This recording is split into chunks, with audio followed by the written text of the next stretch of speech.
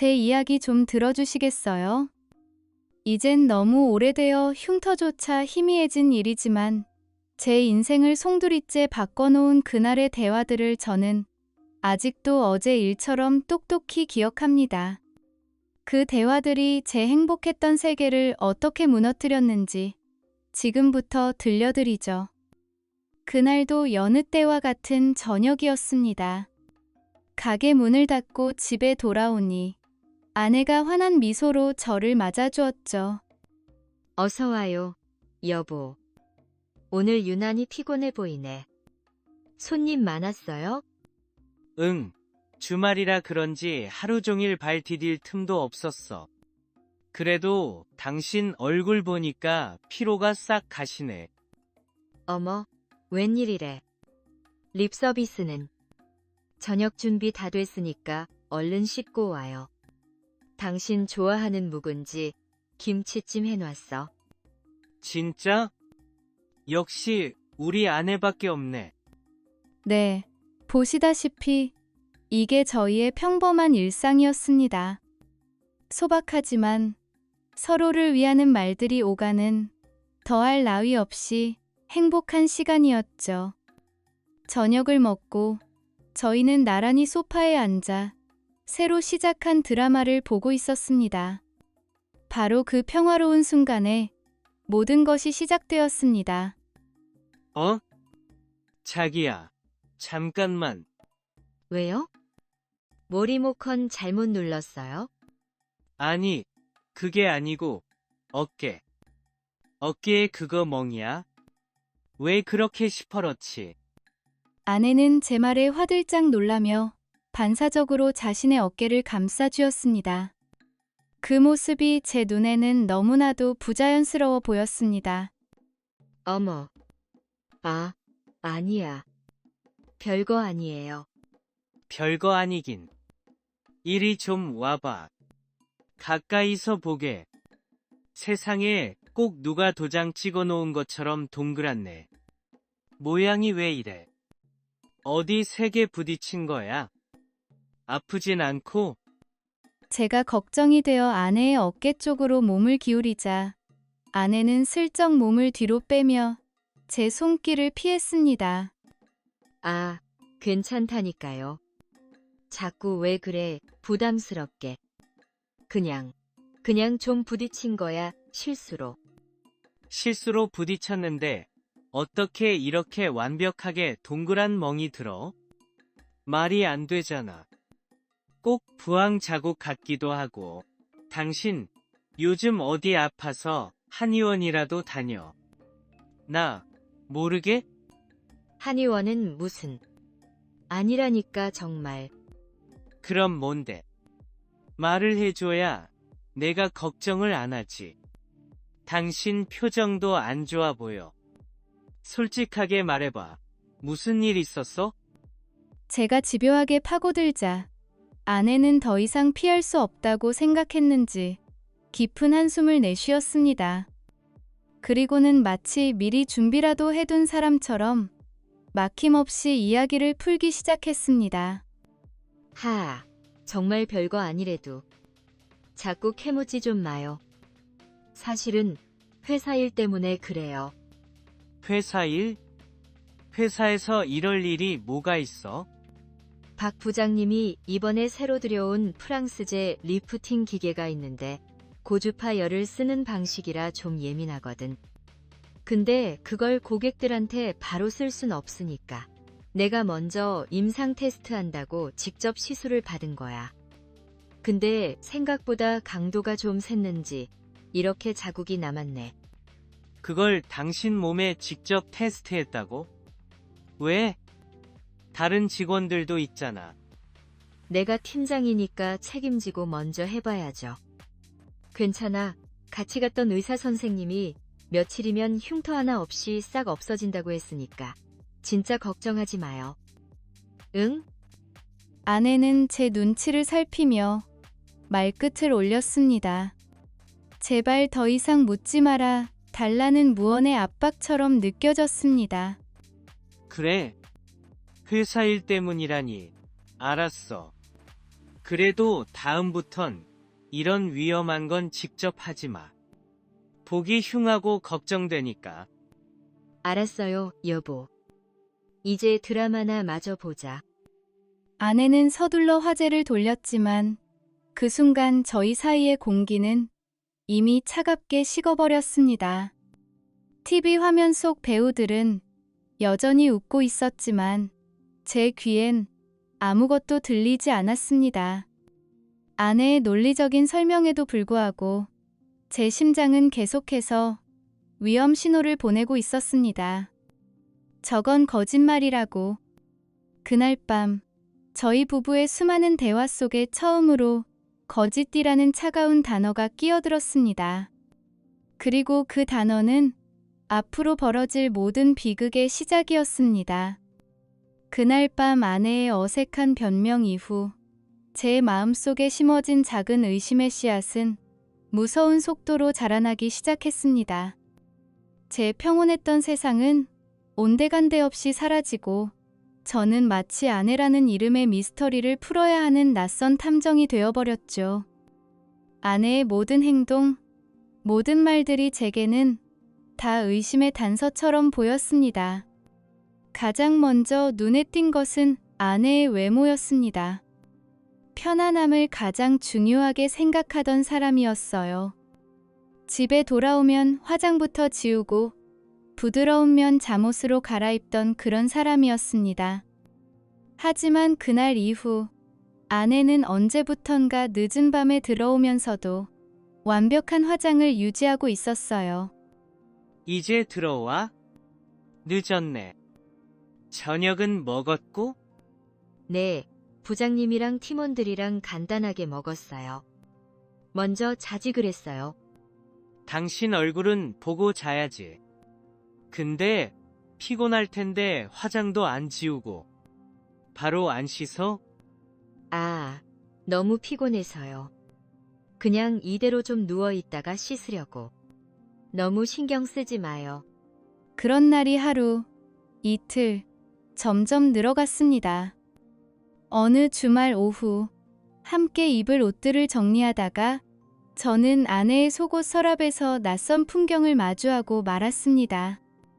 늘 순면으로 된 편안한 속옷만 있던 그곳에 제 기억엔 없는 화려한 레이스와 실크로 된 대담하고 값비싼 속옷들이 자리 잡고 있었죠. 이건 누구에게 보여주기 위한 걸까? 적어도 15년을 함께 산 저를 위한 것은 아니라는 생각이 들었습니다. 그리고 결정적으로 아내의 향기가 변했습니다. 제가 그토록 사랑했던 은은한 제스민 향 대신 어느 날부터인가 아내에게서는 짙고 관능적인 머스크 향이 났습니다. 어딘가 모르게 남성적이라고 느껴지는 그 향기는 제 신경을 날카롭게 파고들었죠. 하루는 제가 뒤에서 아내를 가볍게 껴안으며 물었습니다. 자기, 향수 바꿨어? 아, 네. 어때요? 새로 나왔는데. 글쎄, 나는 전에 쓰던 제스민 향이 당신한테 더 잘 어울리는 것 같은데. 이건 좀 향이 진하고 꼭 남자 향수 같기도 하고. 그래요? 박 부장님이 새로 나온 고급 브랜드 샘플이라고 선물해 주셨어요. 요즘 이게 유행이래요. 한번 써보라고. 박 부장님이 이걸 선물했다고? 네. 왜요? 이상해요? 아니, 상사가 부하 여직원한테 개인적으로 향수 선물하는 게 흔한 일은 아니잖아. 에이, 뭘 그런 걸 가지고 그래요. 그냥 다 같이 고생한다고 격려 차원에서 준 거예요. 다른 팀원들도 다 받았어요. 다른 팀원들도 다 받았다. 아내의 그 말은 너무나도 매끄러워서 오히려 더 의심스러웠습니다. 그 순간 제 심장이 쿵 하고 내려앉았습니다. 그 후로 물리적인 거리감은 더욱 선명해졌습니다. 소파에 앉아 영화를 보다가 제가 손을 잡으려고 하면 아내는 자연스럽게 손을 빼며 휴대폰을 집어들었습니다. 우리 영화 보는 중이잖아. 휴대폰은 잠시 내려놓지. 아, 잠시만요. 지금 팀 단톡방에 급한 공지가 올라와서요. 확인만 하고요. 휴대폰은 아내의 분신이 되었습니다. 테이블 위에 둘 땐 항상 화면을 뒤집어 놓았고, 심지어 화장실에 갈 때조차 손에서 놓지 않았죠. 그러던 어느 날, 잠든 아내의 머리맡에 놓인 휴대폰으로 시간을 확인하려다 저는 얼어붙고 말았습니다. 저희 둘만 알던 간단한 4자리 숫자의 비밀번호가 저도 모르는 복잡한 패턴으로 바뀌어 있었습니다. 우리 사이에 보이지 않는 벽이 세워진 겁니다. 의심의 정점을 찍은 것은 잦아진 주말 출장이었습니다. 여보, 미안한데 저 이번 주말에 부산에 좀 다녀와야 할 것 같아요. 부산. 자, 지난달에도 세미나 때문에 가지 않았어? 이번엔 박 부장님이 신규 시장 조사 때문에 꼭 같이 가야 한다고 해서요. 새로 매장 낼 자리 알아봐야 하거든요. 정말 미안해요. 다음 주말에 꼭 같이 시간 보내요. 네? 알았어. 일이라는데 어쩌겠어. 몸 조심해서 다녀와. 저는 애써 미소를 지으며 아내를 배웅했습니다. 하지만 문이 닫히는 순간 제 속은 까맣게 타들어갔죠. 마케팅 팀장이 정말 저렇게까지 주말마다 밤늦게까지 대표와 단둘이 출장을 다녀야만 하는 걸까? 아니면 이건 모든 것이 정교하게 짜인 거대한 거짓말의 일부일까? 제 마음속 의심은 이제 걷잡을 수 없는 덩굴이 되어 제 온몸을 휘감고 숨통을 조여오고 있었습니다. 저는 무언가 결정을 내려야만 했습니다. 의심은 독한 산처럼 매일 제 영혼을 갉아먹었습니다. 밤에는 잠을 이룰 수 없었고 음식은 모래알처럼 느껴졌습니다. 제가 가장 사랑하던 커피를 볶는 일에조차 집중할 수가 없었어요. 아무리 진한 커피 향도 제 마음속에 번지는 쓴맛을 가려주지는 못했습니다. 그 지옥 같은 시간을 홀로 견디다 저는 결국 가장 친한 형인 민준이 형을 찾아갔습니다. 제 가게에서 멀지 않은 곳에서 유명한 레스토랑을 운영하는 저의 유일한 안식처 같은 사람이었죠. 가게 문을 닫은 늦은 밤, 정막만이 흐르는 형의 식당, 한 구석에 마주 앉았습니다. 너 얼굴이 왜 이래? 며칠 굶은 사람 같잖아. 가게에 무슨 일 있어? 가게는 괜찮아. 형, 나 좀 이상해. 뭐가 이상해, 임마. 말을 해봐. 형, 아무래도 수진이가 저한테 뭔가를 숨기는 것 같아요. 야, 임마. 부부가 살다 보면 그럴 수도 있지. 의견 차이가 있을 수도 있고 사소한 거짓말을 할 수도 있는 거고. 15년이나 같이 살았는데 네가 요즘 너무 예민한 거 아니야?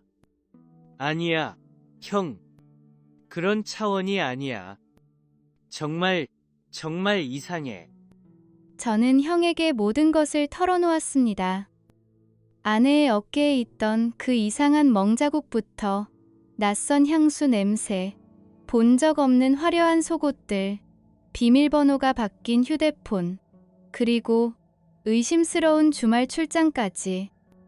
하나하나 이야기를 꺼낼 때마다 제 목소리는 점점 더 갈라져 갔습니다.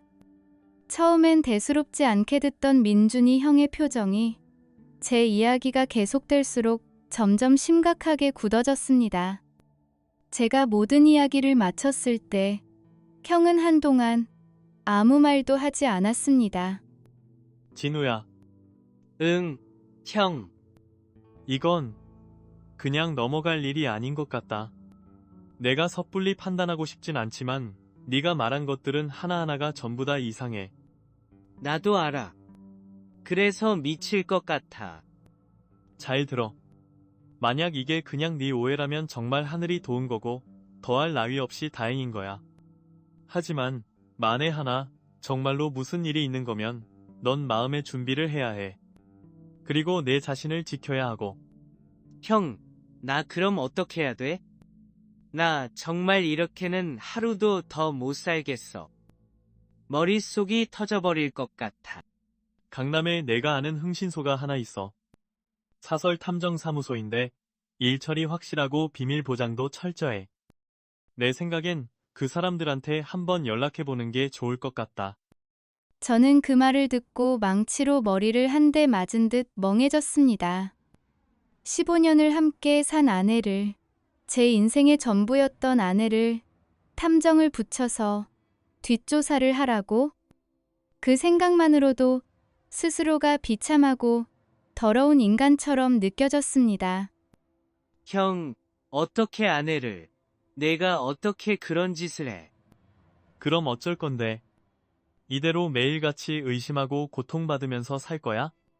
진실이 뭔지 알아야 할 거 아니야. 그게 너를 위한 길이야, 진우야. 알아야 다음 단계를 생각할 수 있어. 형의 말이 맞았습니다. 이대로는 살 수 없었습니다. 그날 이후 사흘 동안 저는 잠 한숨 자지 못하고 뜬 눈으로 밤을 새웠습니다. 그리고 사흘째 되던 날 아침, 저는 떨리는 손으로 민준이 형이 적어준 번호를 눌렀습니다. 그것은 제 인생에서 가장 어렵고 가장 고통스러운 결정이었습니다. 탐정과 계약한 그날 이후 제 삶은 기다림이라는 이름의 지옥이 되었습니다.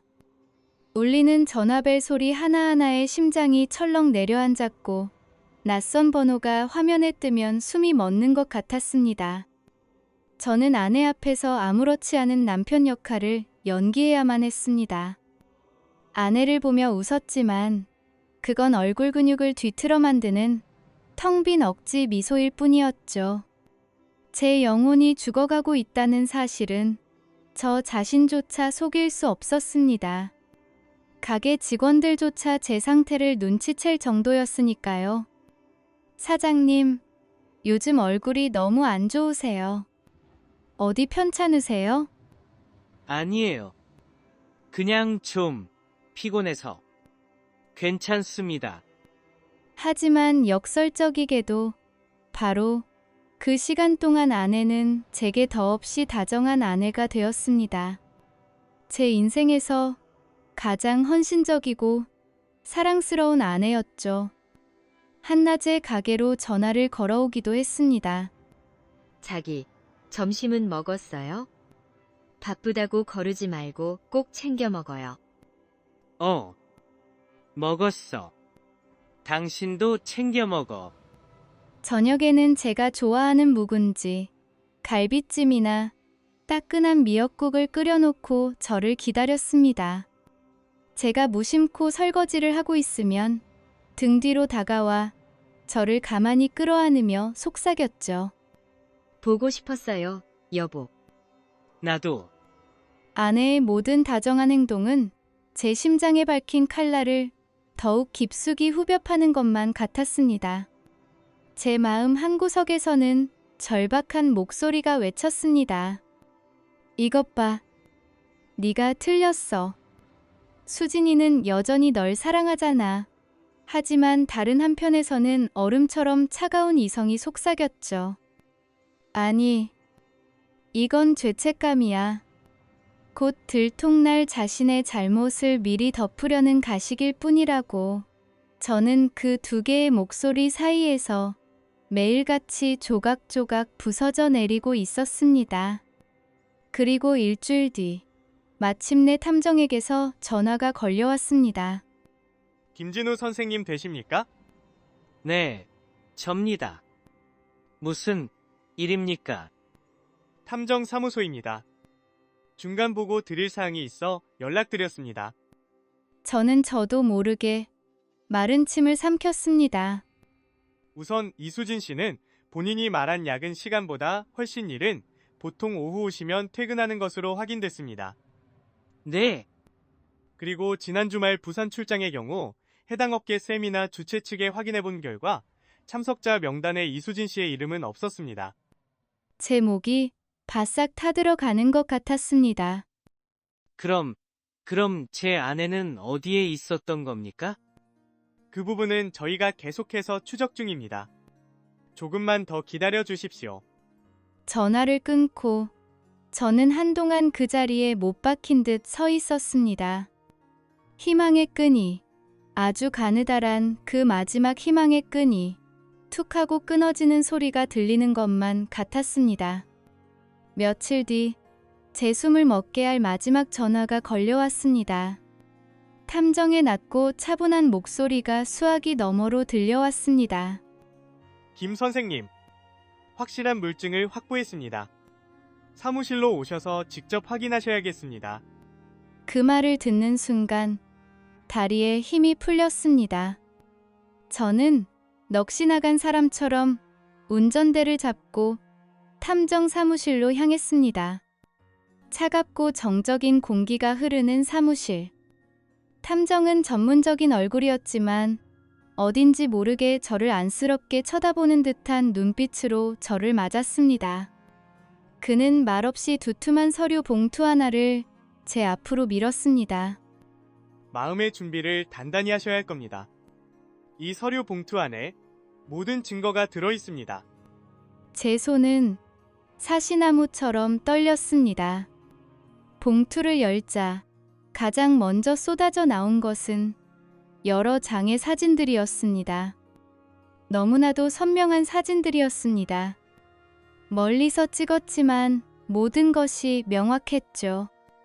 제 아내 수진이, 그리고 아내가 자주 언급했던 바로 그 박성호 부장이라는 자가 함께 있었습니다.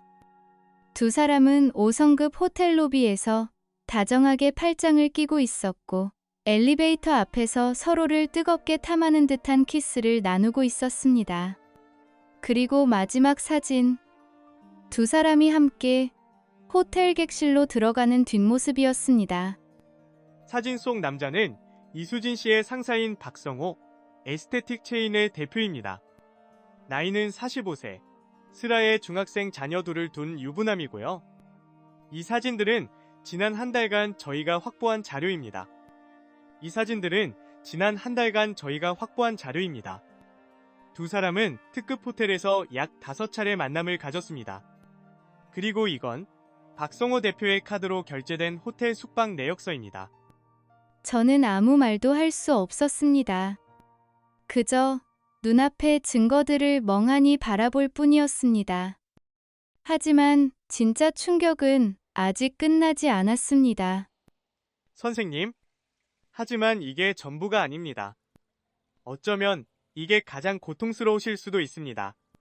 탐정은 자신의 노트북 화면을 제 쪽으로 돌렸습니다. 화면에 떠 있는 것은 아내가 가짜 이름으로 운영하던 비밀 SNS 계정이었습니다. 그곳에 아내는 자신의 속마음을 남김없이 쏟아내고 있었습니다. 날마다 똑같은 커피 볶는 냄새. 내 커피 남편은 정말 지루하고 따분해. 성우 씨야말로 내 인생의 진짜 남자야. 그는 로맨스가 뭔지, 상류의 삶이 뭔지 아는 사람이라고. 나는 내 15년 청춘을 낭비하지 않았더라면, 차라리 그와 같은 남자와 결혼했더라면, 한 글자 한 글자가 독침이 되어 제 심장을 꿰뚫는 것 같았습니다. 제 15년의 결혼 생활, 제 사랑과 헌신이 아내에게는 그저 지루함과 낭비일 뿐이었습니다. 온몸의 피가 차갑게 식는 기분이었습니다. 거기에 저희가 에스테틱 내부 직원의 증언도 확보했습니다.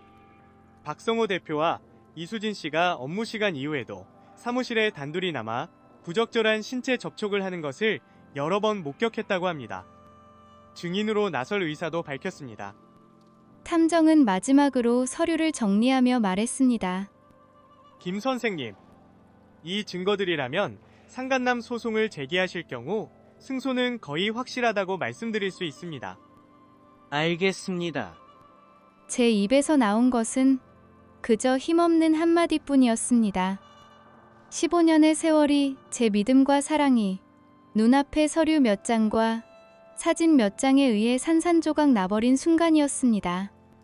탐정 사무실에서 나온 저는 분노와 슬픔, 그리고 배신감에 완전히 제정신이 아니었습니다.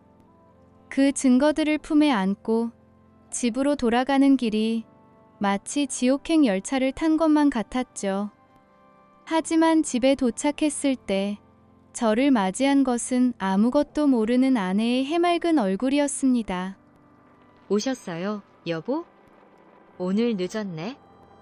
마침 당신 좋아하는 갈비찜 다 됐는데. 저는 아내를 바라보았습니다. 15년을 함께 살아온 내 아내의 얼굴 위로 낯선 여자의 모습이 겹쳐 보였습니다.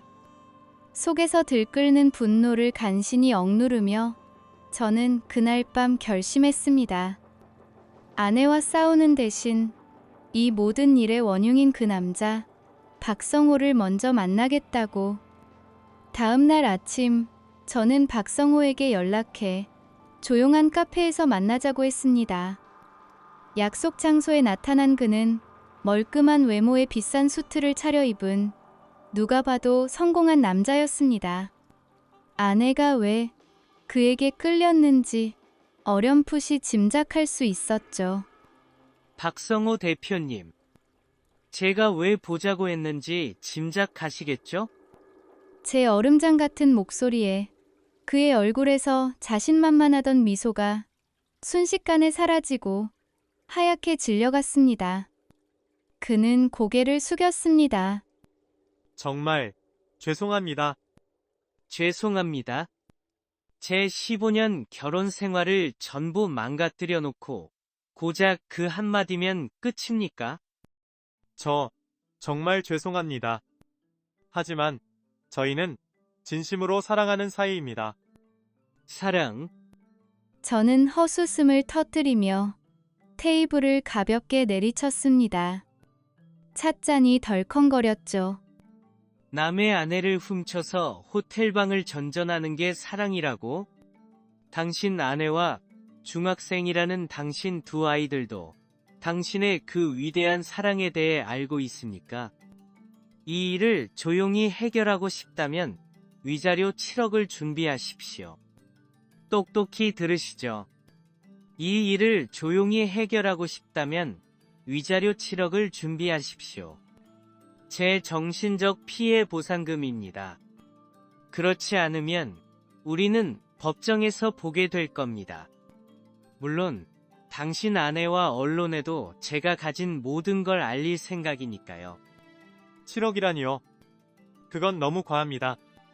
내 15년이 당신의 가정과 사회적 명예가 7억만도 못합니까? 일주일 드리겠습니다. 그때까지 답이 없으면 약속대로 행동에 들어갈 겁니다. 정확히 일주일 뒤 박성호에게서 전화가 걸려왔습니다. 그는 주저하며 다른 방법은 없겠냐고 물었죠. 저는 그가 돈을 줄 생각이 없다는 것을, 그저 시간을 끌려는 속셈이라는 것을 깨달았습니다. 그럼 법정에서 봅시다. 그리고 오늘 당신 아내분께 모든 사실을 알려드리겠습니다. 저는 그 길로 곧장 이혼 전문 변호사를 찾아갔습니다. 변호사는 증거를 보더니 승소 확률은 거의 100%라고 장담했죠. 저는 곧바로 상간남 소송을 제기했고 그날 오후 박성호의 아내를 직접 찾아갔습니다. 처음에는 저를 경계하던 그녀는 제가 내민 사진들과 호텔 결제 내역서 앞에서 그 자리에 주저앉아 오열했습니다. 법정의 공기는 무겁고 차가웠습니다. 제 맞은편에는 나란히 앉아있는 아내와 박성호가 보였습니다. 둘 다 초라하고 비참해 보였죠. 재판 내내 아내는 단 한 번도 저와 눈을 마주치지 못했습니다. 변호사가 사진과 SNS 내용, 증인의 진술 등 명백한 증거들을 하나씩 제시할 때마다 방청석은 술렁였습니다. 그리고 가장 결정적인 순간, 방청석에 앉아있던 박성호의 아내가 갑자기 벌떡 일어나 그들을 향해 울부짖었습니다. 저 사람이 내 남편이에요. 이 천하의 나쁜 놈아. 그 고함의 아내의 얼굴은 새하얀 종이장처럼 질려버렸습니다. 재판은 싱겁게 끝났습니다. 법원은 제가 제출한 모든 증거를 인정했고 박성호에게 위자료 8천만 원을 제게 지급하라는 판결을 내렸습니다. 재판이 끝나고 복도를 걸어 나오는데 아내가 다급하게 저를 쫓아왔습니다. 진호 씨, 우리 얘기 좀 해요. 제발. 내가 정말 미안해. 모든 게 내 본심이 아니었어. 저는 걸음을 멈추고 제 앞에 선 여자를 바라보았습니다. 제 아내였던 여자. 본심이 아니었다고? 제 목소리는 저도 모르게 싸늘하게 울렸습니다. 어깨에 그 멍 자국, 낯선 향수 냄새, 거짓말로 가득했던 주말 출장들, 그리고 나에 대해 당신이 썼던 그 글들. 그 모든 게 당신의 선택이었어, 이수진 씨. 당신은 우리 15년 결혼 생활을 매일같이 당신 손으로 직접 죽여왔던 거야. 진호 씨, 제발. 이제 와서 무슨 얘기를 더해. 우린 이제 남이야. 이혼 절차나 준비해. 아내는 그 자리에 주저앉아 통곡했지만 저는 단 한 번도 뒤돌아보지 않고 그곳을 빠져나왔습니다. 한 번 깨진 믿음은 다시는 붙일 수 없다는 것을 저는 너무나도 아프게 깨달았습니다. 진짜 폭풍은 재판이 끝난 후에 시작되었습니다. 박성호의 인생은 그야말로 송두리째 무너져 내렸습니다. 상간남 소송 사건은 업계에 순식간에 퍼져나갔고 그의 명성은 땅에 떨어졌습니다. 그가 운영하던 에스테틱 체인은 고객들의 발길이 끊겨 결국 파산 신청을 해야만 했죠. 설상가상으로 파산 절차를 진행하던 중 그가 병원 운영 자금을 횡령해 아내와의 호화스러운 데이트 비용으로 사용했다는 사실까지 드러났습니다. 그는 결국 의사면허 정지 처분을 받았고 아내에게 이혼 소송을 당해 두 아이의 양육권까지 모두 빼앗겼습니다. 한때 잘 나가던 부자 CEO는 사회적으로 완전히 매장당한 범죄자가 되어버렸습니다. 이수진 또한 그 대가를 피할 수는 없었습니다. 동네의 소문이 파다하게 퍼져 더 이상 고개도 들고 다니지 못하게 되었고 재판이 끝나자마자 회사에서 해고당했습니다. 인생이 무너진 박성호는 그녀를 가차없이 버렸죠. 직장도, 남편도, 내연남도, 명예도 모두 잃은 그녀는 결국 살던 아파트를 처분하고 교회의 허름한 원룸으로 이사해 고독과 치욕 속에서 살아가야만 했습니다. 그러던 어느 날 제 카페에 믿을 수 없는 사람이 찾아왔습니다. 바로 이수진이었죠. 한때 빛나던 그녀의 모습은 온데간데 없이 초췌하고 깡마른 모습이었습니다. 그녀는 제 앞에 서서 눈물을 뚝뚝 흘리며 말했습니다. 진우 씨, 우리 다시 시작하면 안 될까요? 내가 정말 후회해. 박성호 그 사람도 날 버렸어. 이젠 갈 곳이 아무 데도 없어. 저는 아무런 감정의 동요도 없이 그저 낯선 사람을 보듯 그녀를 바라보았습니다. 그건 내 알 바 아니요. 그런 선택을 하기 전에 당신이 신중하게 생각했어야 할 문제지. 그녀는 제 앞에 무릎까지 꿇고 애원했지만 제 마음은 바위처럼 단단했습니다. 돌아가. 그리고 다시는 내 앞에 나타나지 마. 결혼이라는 이름의 문이 닫히자 제 앞에는 새로운 문이 열렸습니다. 지난 시간 동안 저를 짓누르던 보이지 않는 족쇄가 풀려난 기분이었죠. 저는 오롯이 제 사업에 모든 열정을 쏟아부었습니다. 허브를 블렌딩한 새로운 커피 음료를 개발하고 커피와 어울리는 디저트 라인을 확장했습니다. 매출은 수직으로 상승했습니다. 하지만 무엇보다 중요한 것은 제 마음에 평화가 찾아왔다는 겁니다. 더 이상 밤마다 누군가를 의심하며 잠 못 이루지 않아도 되었고 불안에 떨지 않아도 되었습니다. 제 사연을 알게 된 동네 손님들은 저를 부끄럽게 쳐다보는 대신 오히려 따뜻하게 응원해 주셨습니다.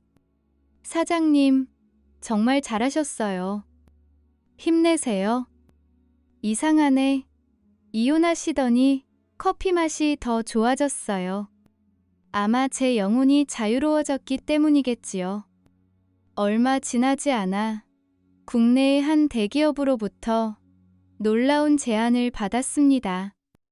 제 가게의 경영 방식과 품질에 깊은 인상을 받았다며 기존 매장의 2배 규모의 최고급 시설을 갖춘 플래그십 스토어의 총괄 운영을 맡아달라는 것이었습니다.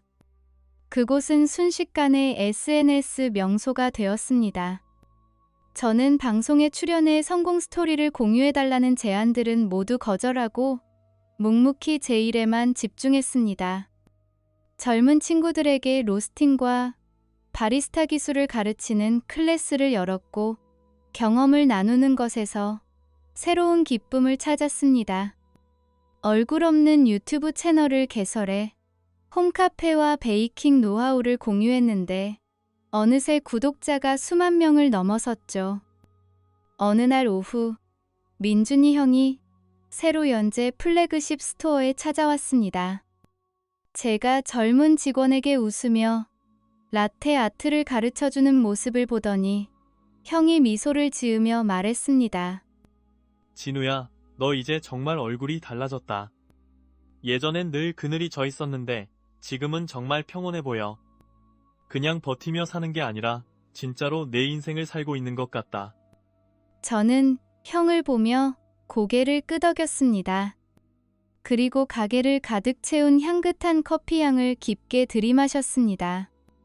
아내의 배신은 지독하게 고통스러웠지만 역설적이게도 그 고통이 저를 더 나은 사람으로 만들었습니다. 저는 더 이상 남을 기쁘게 하기 위해 살지 않습니다.